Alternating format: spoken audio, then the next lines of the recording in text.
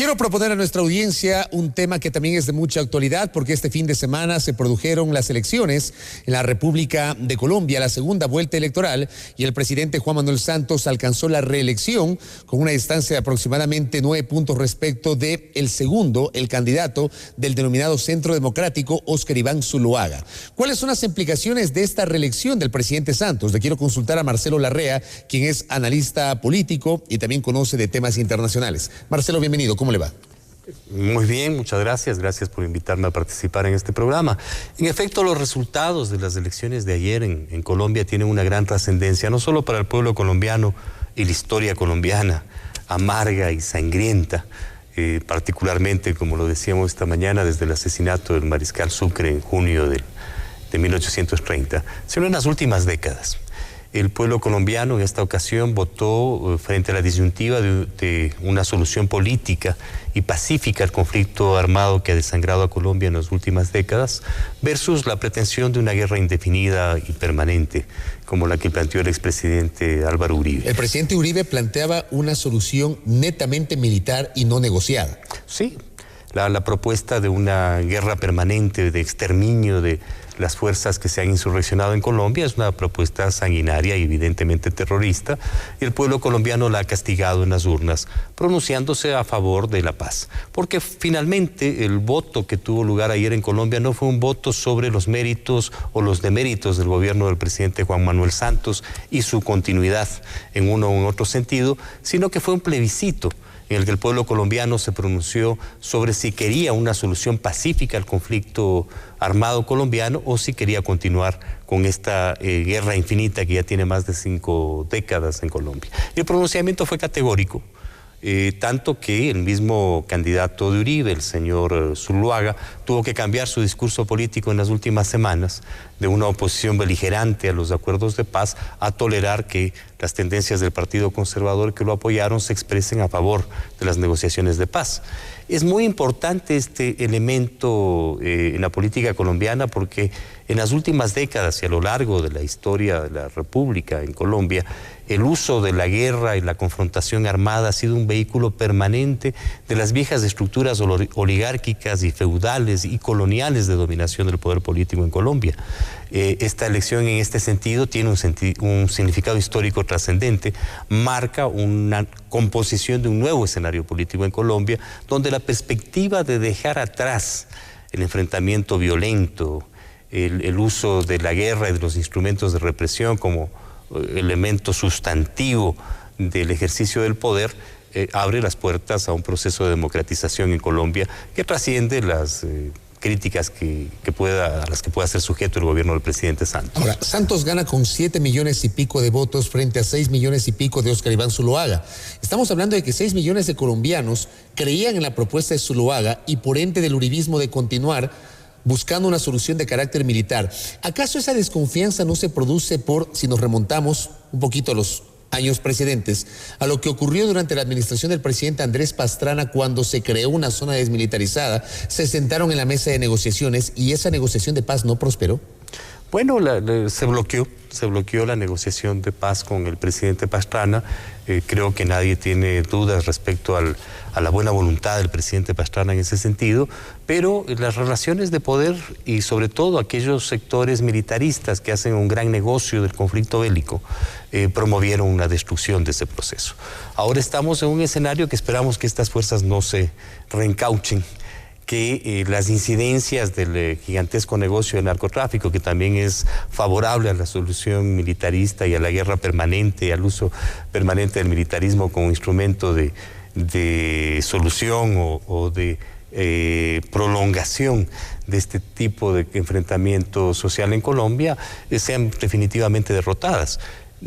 Cabe destacar que si bien Zuluaga fue el candidato de Uribe, que está pendiente en Colombia, que Colombia haga un esclarecimiento y un baño de verdad respecto a las relaciones del uribismo con el narcotráfico. Los falsos positivos, las chuzadas que también están siendo investigadas. Hay el tema de las chuzadas, hay el tema de los falsos positivos, que son sumamente importantes porque se estima que decenas de miles de colombianos perdieron la vida con los falsos positivos, que fueron introducidos por la mafia del narcotráfico originalmente, pero que tuvieron un crecimiento impresionante, en progresión geométrica en el gobierno del presidente Uribe. Hay denuncias de que la cifra está sobre las 30.000 cadáveres que ya han sido encontrados en determinadas zonas de Colombia y que revelan que la violencia ha sido el principal instrumento del ejercicio del poder en Colombia. Estos temas, la correlación del uribismo con el narcotráfico y la narcopolítica, son temas que tienen que ser ventilados de forma transparente en Colombia. Ojalá el nuevo escenario político que ha surgido ayer, la mayoría legislativa que tiene Juan Manuel Santos, creen las condiciones para un desarrollo de esta naturaleza. Uribe va a ser senador y también tiene, me parece, 20 legisladores que forman parte del Centro Democrático. Así es, pero constituyen una mayoría en la Asamblea, en el Poder Legislativo colombiano. Hay otro elemento sustantivo que no puede dejar de ser analizado al evaluar los resultados del día de ayer en Colombia, y es que una fuerza dirimente de la política colombiana es por primera vez la izquierda colombiana. Clara López, la ex candidata presidencial del Polo Patriótico, jugó un papel decisivo en inclinar la balanza en la segunda vuelta respaldando a Santos, a favor de Juan Manuel Santos.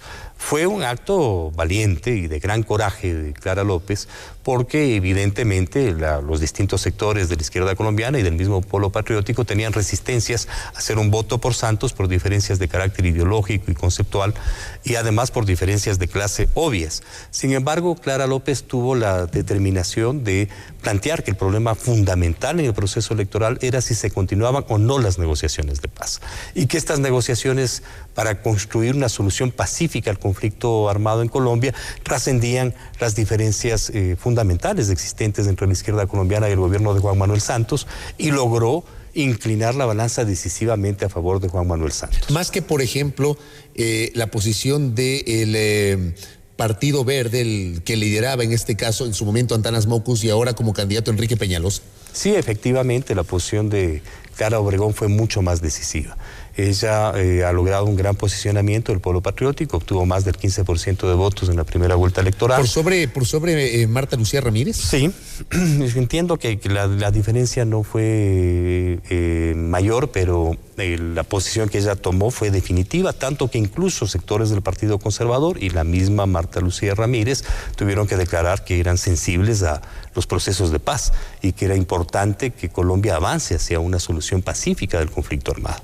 Esta es una necesidad histórica de Colombia, ya se ha revelado en 5 décadas que ninguna de las fuerzas puede triunfar. No puede triunfar ni el gobierno colombiano, ni el Estado colombiano, ni las FARC. Es una guerra que no tiene fin. En estas circunstancias es absurdo mantener una guerra permanente y eterna que tiene un enorme sacrificio tanto para los contendores, pero fundamentalmente para el pueblo colombiano. ¿Y qué expectativa debemos tener acá en el Ecuador? Nuestro socio comercial, tenemos relaciones diplomáticas, incluso hay gabinetes binacionales entre los presidentes Correa y Santos. ¿Qué expectativa, por ejemplo, debemos tener con este nuevo periodo de Juan Manuel Santos? Si se estabiliza el proyecto de paz, Ecuador va a ser beneficiado evidentemente multilateralmente. Primero porque en la época del uribismo, no podemos olvidarlo, el Ecuador sufrió un crecimiento vertiginoso y exponencial del número de desplazados del conflicto colombiano, que han afectado a la sociedad ecuatoriana evidentemente. La cifra es realmente una cifra muy significativa. El Ecuador es uno de los países que más desplazados ha recibido, gracias al corazón de los ecuatorianos, que siempre han sido generosos con sus hermanos de los países vecinos, pero que evidentemente ha afectado las condiciones de vida en las zonas fronterizas y en distintas partes del país. El tema del desplazamiento es un tema que una solución pacífica al conflicto creará condiciones para superarlo.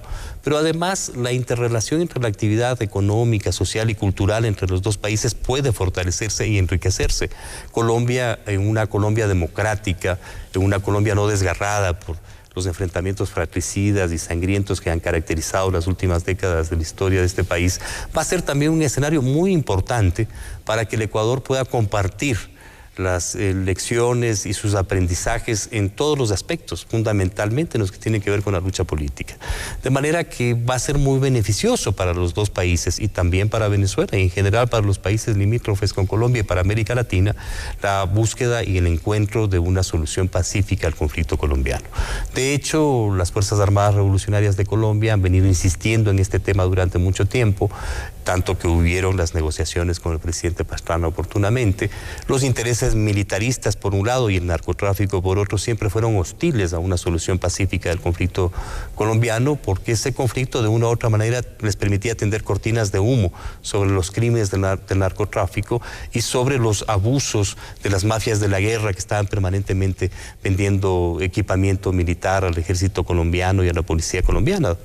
El escenario de una solución pacífica del conflicto va a significar una desmilitarización de Colombia, una disminución de esa presión y evidentemente condiciones mucho más claras para que Colombia pueda enfrentar seriamente el problema del narcotráfico. Marcelo, gracias por su gentileza. Muy gentil. A usted, muchas gracias. Marcelo Larrea, haciendo una mirada a lo que ha ocurrido en las últimas horas en Colombia, con un nuevo periodo para el cual ha sido reelecto el presidente Juan Manuel Santos y evidentemente la expectativa en torno a la esperanzadora concreción de un acuerdo de paz definitivo tras la guerra interna en ese país. Una pausa.